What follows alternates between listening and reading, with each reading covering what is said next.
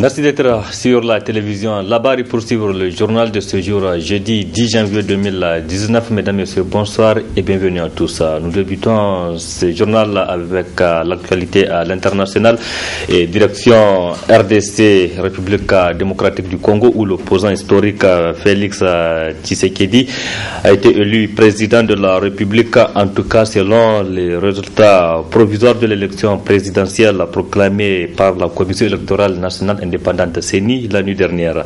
Une victoire qui savoure les militants de Félix. Les images. Scène de liesse à Kinshasa, après l'annonce par la CENI de la victoire de Félix Tshisekedi. Une nouvelle page dans l'histoire du pays pour ses partisans. Regardez, nous n'avons jamais vu ça au Congo, où un président est élu et où le peuple congolais est joyeux. Je suis très contente parce que Félix a gagné l'élection et j'ai beaucoup apprécié son discours parce qu'il ne s'agissait pas d'un discours de haine, mais de paix. Mais du côté des partisans de Martin Fayoulou, on ne décolère pas et on refuse catégoriquement de reconnaître les résultats que leur champion a qualifiés de putsch électoral. Nous n'allons pas accepter autre chose qui n'a pas été validée par nos témoins, par la Senko, et nous ne voulons pas cette vente machiavélique du pouvoir au pied de la victoire du peuple congolais. Une colère encore amplifiée par les déclarations de l'Église catholique. Elle avait déployé 40 000 observateurs pour cette élection et elle a clairement mis en doute les résultats sans pour autant donner le nom de celui qui, selon elle, aurait gagné. Nous constatons que les résultats de l'élection présidentielle tels que publiés par la CENI ne correspondent pas aux données collectées par notre ministère. Cette division du peuple congolais fait craindre des violences post-électorales. Ce jeudi, la France, la Belgique, l'Afrique du Sud, mais aussi l'Union africaine ont appelé au calme. Qui est Félix Tshisekedi? Comment est-il arrivé à la tête du parti qui le porte enfin au pouvoir? Son portrait dans cet élément. Pour ses détracteurs, il n'est que le fils de son père. Mais Félix Tshisekedi, fils d'Étienne Tshisekedi, opposant historique en République démocratique du Congo, a lui aussi mené sa carrière politique. D'abord dans l'ombre de son père et dans ses pas au sein du parti que le patriarche crée en 1982, l'UDPS. L'Union pour la démocratie et le progrès social, un parti que le fils Tshisekedi rejoindra. Il sera nommé fin 2008 secrétaire national chargé de l'extérieur. En novembre 2011, il est élu député, mais ne siégera jamais à l'Assemblée, fidèle au mot d'ordre de son père pour protester contre la réélection contestée de Joseph Kabila. En octobre 2016, il est nommé secrétaire général adjoint de l'UDPS. 2016, l'année où Joseph Kabila repousse indéfiniment l'élection présidentielle et prolonge son mandat. Un report qui cristallise les tensions dans le pays, alors que la situation est très tendue. Des négociations sont entamées avec le camp Kabila. C'est Étienne Tshisekedi qui représente son parti, avec son fils Félix à ses côtés. Des négociations arbitrées par l'Église catholique et qui aboutissent aux accords de la Saint-Sylvestre, signés le 31 décembre 2016. C'est alors que dans le cadre de l'accord, le nom de Félix Tshisekedi circule pour la première fois pour le poste de Premier ministre, un poste qu'il n'occupera finalement pas. C'est à la mort de son père en 2017 qu'il reprend la tête du parti qui le désigne candidat à l'élection présidentielle de 2018. Alors qu'il s'était engagé à se rallier au candidat unique de l'opposition Martin Fayoulou, il a finalement fait volte-face avec l'ancien président de l'Assemblée nationale, Vital Kamerhe. Félix Tshisekedi le répète souvent, il ne cherche pas à rivaliser avec l'aura de son père. Étienne Tshisekedi, l'un des plus emblématiques opposants du pays, n'aura lui jamais été président, mais si la victoire de son fils se confirme, il pourra enfin être inhumé dans son pays. Son corps se trouve toujours dans une morgue à Bruxelles. La République démocratique du Congo, RDC, un pays très riche en ressources naturelles, mais secoué par des rébellions. En tout cas, l'avenir de ce pays de l'Afrique centrale et l'espoir des Congolais repose désormais entre les mains du président élu et Félix Tshisekedi. Si la Cour constitutionnelle confirme les résultats, je vous propose de suivre l'analyse du professeur Youssoufou Yahya dans cet extrait. À l'issue des différentes ententes, va se dessiner l'architecture de la manière dont le pays sera dirigé.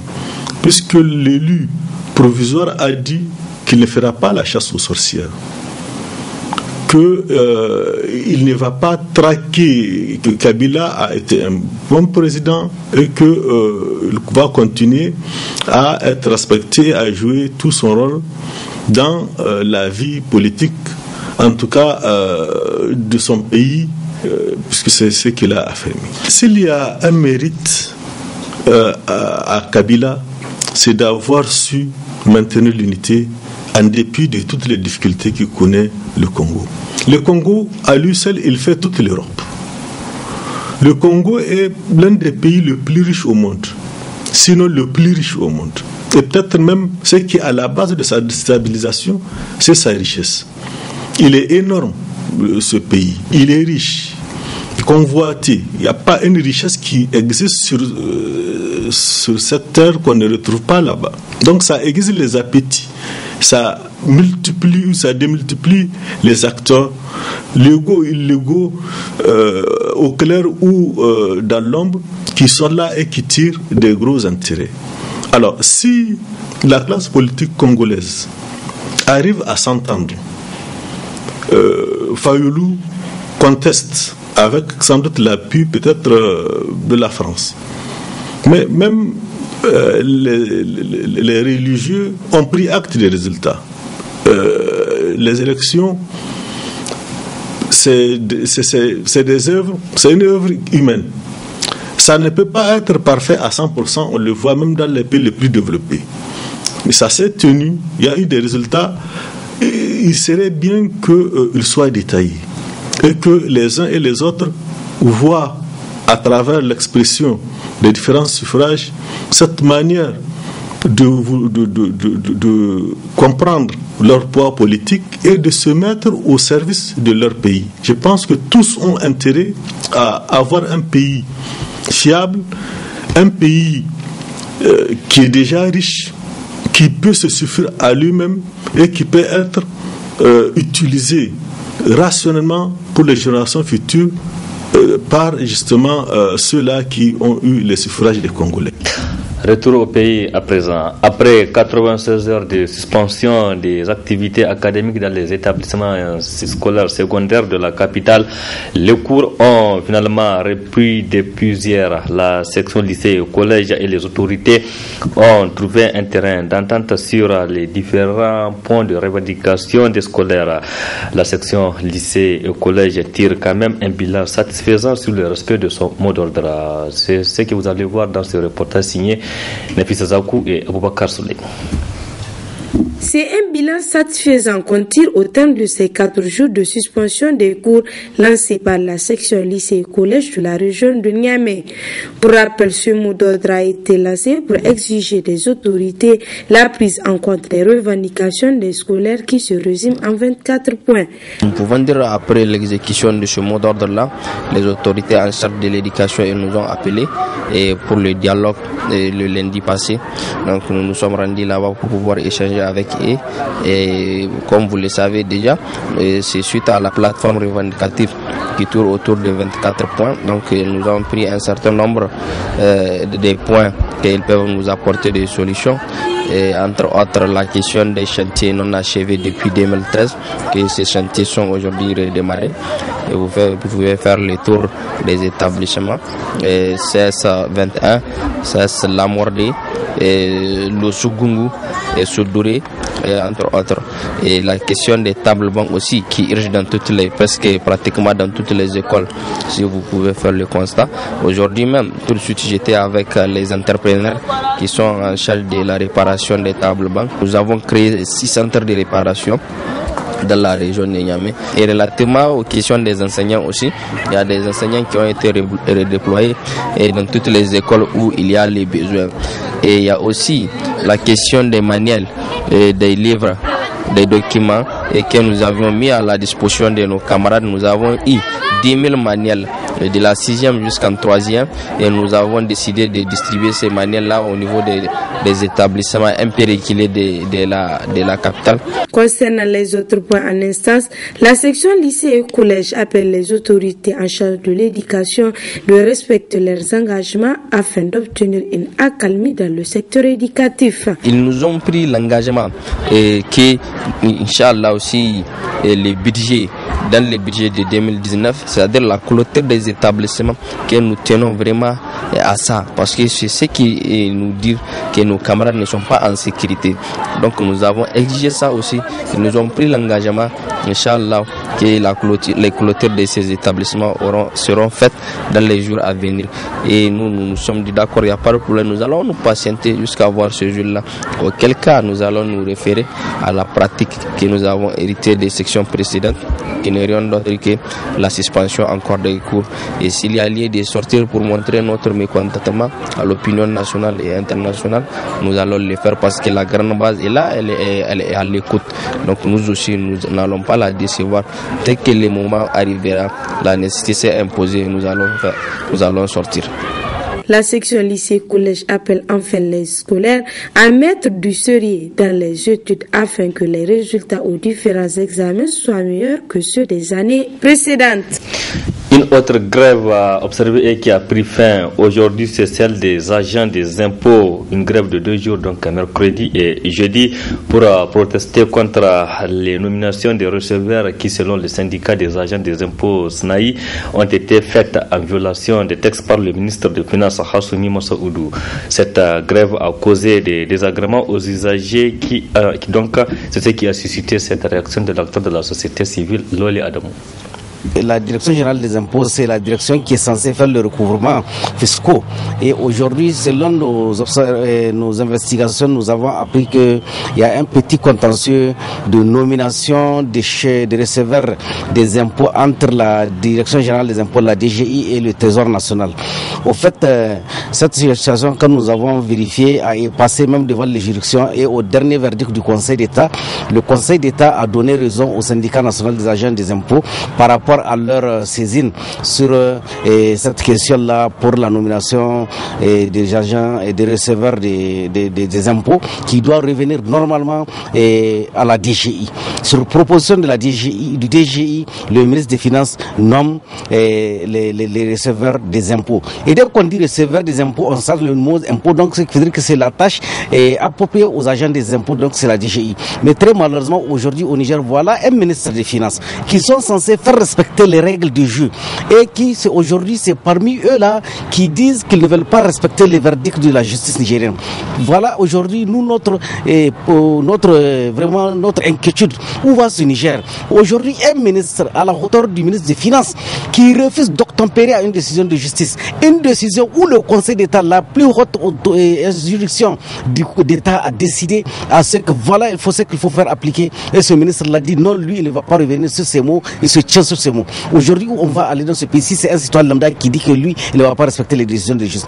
Pour cela, nous pensons qu'aujourd'hui, les agents des impôts, nous allons les encourager à aller jusqu'au bout de leur grève et nous les soutenons jusqu'au bout de leur grève. Parce que sans eux, aujourd'hui, le vœu du président de la République qui est en train de dire qu'il faut la mobilisation des ressources financières pour faire développer ce pays-là, ça ne peut pas aller parce que tout le monde le sait qu'aujourd'hui, la DGI fait des mobilisations financières à travers ce pays-là. Et seule la DGI détient la cartographie et de tous les commerçants là où il faut aller chercher l'argent. Donc je pense que le Trésor est très mal placé pour dire qu'il faut chercher des agents du Trésor pour placer comme receveur des impôts. Donc nous interpellons le président de la République, chef de l'État, le président de la nation, le père de la nation, et je pense que pour sauver le pays, le ministre des Finances a aujourd'hui intérêt à accepter la décision de justice et il a intérêt à faire vraiment taire cette question de grève. Parce que vous savez, même si aujourd'hui la grève est suspendue, ils vont reprendre demain, et je pense que la semaine prochaine aussi, ils vont interjeter un mot d'ordre de grève et le pays sera, les finances publiques seront paralysées. Et cela peut nous conduire même à un manque de paiement de salaire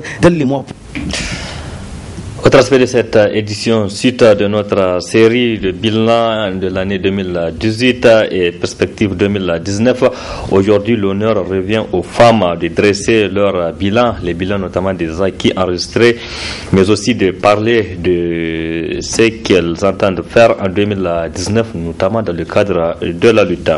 Je vous propose de suivre un extrait la présidente de Kongafen, Madame Kauko Fatmata, avant de la retrouver plus en détail en partie magazine. Donc nous avons eu quand même à mener des activités dans le cadre de la scolarisation de la jeune fille pour amener les jeunes filles à aller à l'école, à les maintenir à l'école et à faire leur suivi dans le cursus scolaire. Nous avons aussi renforcé les capacités des femmes dans le domaine de la santé, de la reproduction. Parce qu'aujourd'hui, vous voyez, il y a tellement des problèmes à ce niveau. Les cas des femmes fistuleuses, pourquoi pas, dans toutes les régions, le constat est amer. Et nous sommes obligés aujourd'hui de sensibiliser pour mieux approcher la femme au centre de santé.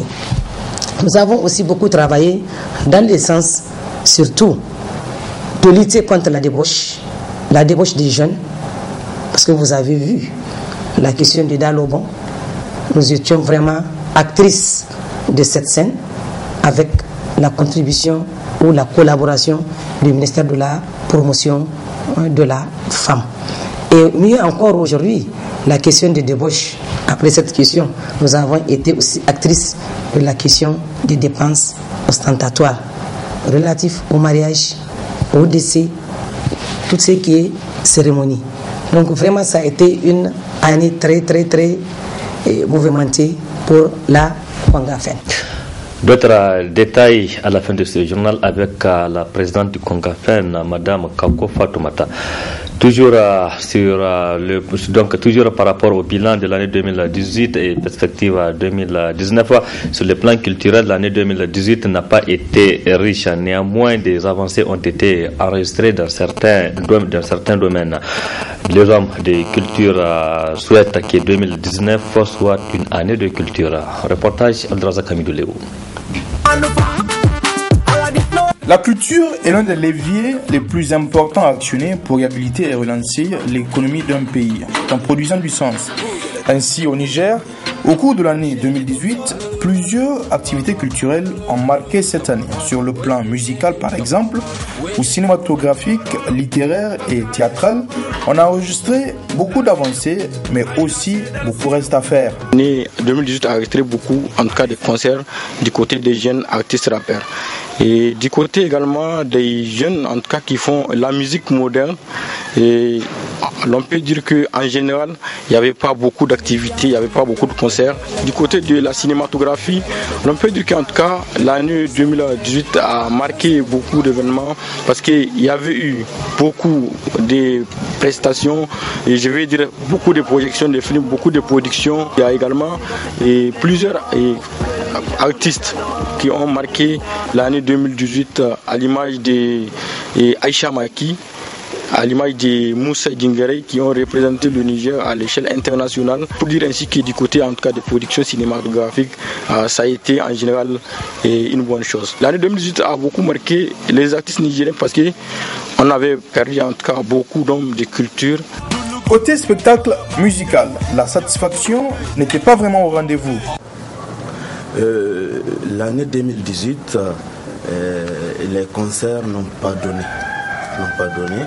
Parce que d'abord il faut tenir compte du fait qu'il y avait une morosité économique, les gens n'avaient pas assez d'argent et tous les concerts auxquels nous avons assisté n'avaient pas du tout marché.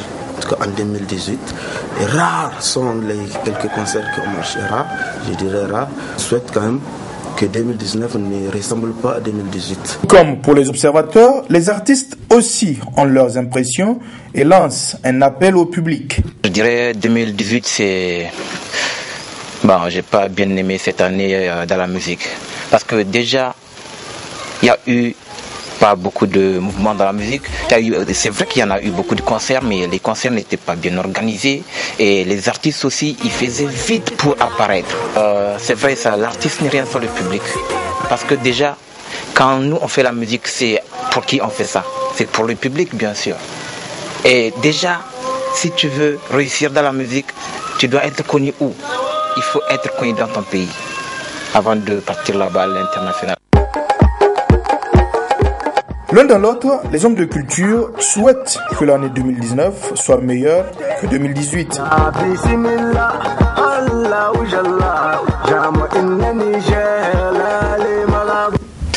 Place à présent à la partie magazine, comme je l'ai annoncé, qui est consacrée à l'entretien avec la présidente du Kongafen, Madame Kauko Fatoumata, relativement aux activités menées en 2018 et les perspectives de 2019 pour les femmes nigériennes. Très bonne réception. Pour la Kongafen, donc la coordination des ONG et associations féminines, dont je suis la présidente, nous avons quand même eu un bilan positif, un bilan satisfaisant et un bilan très mouvementé à travers des actions d'envergure nationale et internationale. L'année 2018 a été vraiment assortie pour nous, pour la Kongafen, parce que nous avons quand même fourni beaucoup d'efforts.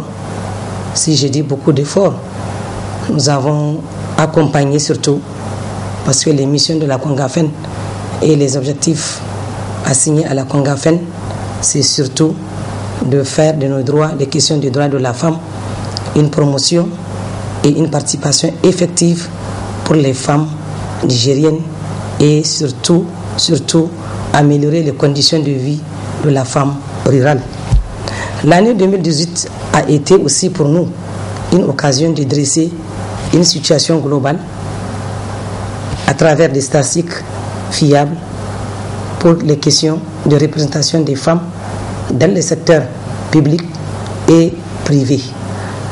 Parce que c'est ce qui va nous amener à être en conformité avec la question de la loi sur le quota.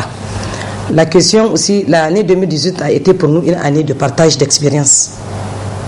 Donc les partages d'expérience, c'est à travers les structures membres donc de la Kongafen, les structures sœurs aussi, et à travers des forums, des ateliers et des formations. Mais encore, c'était pour nous une année de communication, pour faire la visibilité de la Kongafen, pour faire de la Kongafen, les activités de la Kongafen quand même, une visibilité très touchante pour amener les femmes à s'intéresser à ce que nous faisons et pour amener les femmes aussi à contribuer dans les actions de développement durable que nous menons à chaque fois. Et aussi mieux, nous avons eu à faire cette année des caravanes de sensibilisation. Et ces caravanes, c'est par rapport à la question de paix, à la question de sécurité et à la question de stabilité sociale dans notre pays. Amener les femmes, éclairer les femmes, comment faire, comment être aussi et arriver à contribuer pour pouvoir mieux cerner la question et comprendre la question de stabilité et la question d'insécurité qui prévaut dans notre pays. Mais encore, donc l'année 2018 a été pour la Kongafen une année très différente des autres. Si je dis une année très différente des autres, c'est une année aussi qui nous a donné plus de moyens pour pouvoir mener à bien nos activités. Nous avons eu plus de financement des partenaires techniques et financiers, le PNUD, ONU Femmes et les autres aussi partenaires internationaux, aussi pour ne citer que ceux-ci, qui ont beaucoup contribué surtout à faire de nos activités des activités de visibilité. Donc nous avons eu quand même à mener des activités dans le cadre de la scolarisation de la jeune fille, pour amener les jeunes filles à aller à l'école, à les maintenir à l'école et à faire leur suivi dans le cursus scolaire. Nous avons aussi renforcé les capacités des femmes dans le domaine de la santé, de la reproduction.